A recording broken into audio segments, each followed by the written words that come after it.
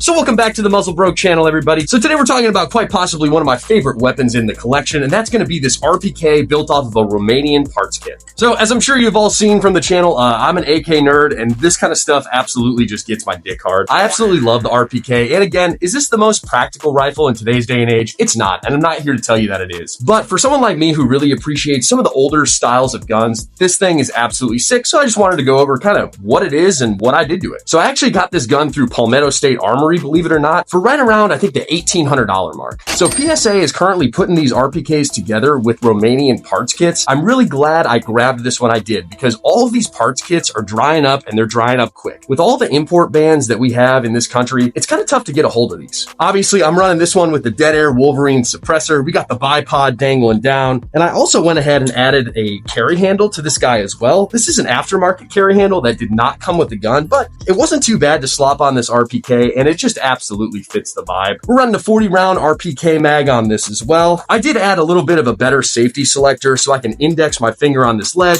and hit that safety selector a little bit easier than the normal AK safety selector, where you really have to reach around and slop that middle finger down on there. The sling that I'm running on this setup is actually a Russian surplus sling that I got for about 10 or 15 bucks at one of the gun shows, and it's working pretty well and definitely fits the vibe of the gun. I think my favorite part about this build is just kind of the old school vibey look. The wood furniture that you see on this RPK did come from the factory. It's a little bit worn. There's no trench art on it, but there's just something about that worn wood finish that really just gets me excited. As you can see, for some of the metal parts on this gun, there is a little bit of wear, and I'm probably going to catch some shit for this, but I did that myself. A lot of people, for some reason, have some like really huge issue with giving your guns like a battle worn finish, and they'll, oh, just use your guns, like it'll get that way eventually. It's like, dude, like, it's my gun. I spent 1,800 bucks on it. I'm gonna do whatever the hell I want with it. I really enjoyed taking the time to take this gun apart and kind of work on each of these individual metal pieces to kind of give them that little bit of a rustic wear. I did that with some pretty high grade sandpaper and just worked it a little bit at a time till it got to the point where I was happy with it. Although it's not the most practical weapon, especially when we're talking close quarters combat, I really enjoy thinking about the history of this gun and how it kind of led to some of the automatic squad weapons that we're running in today's day and age. Alrighty guys, if you like this kind of stuff, please subscribe to the channel. I appreciate you tuning in. There'll be lots more content to come. Thanks y'all.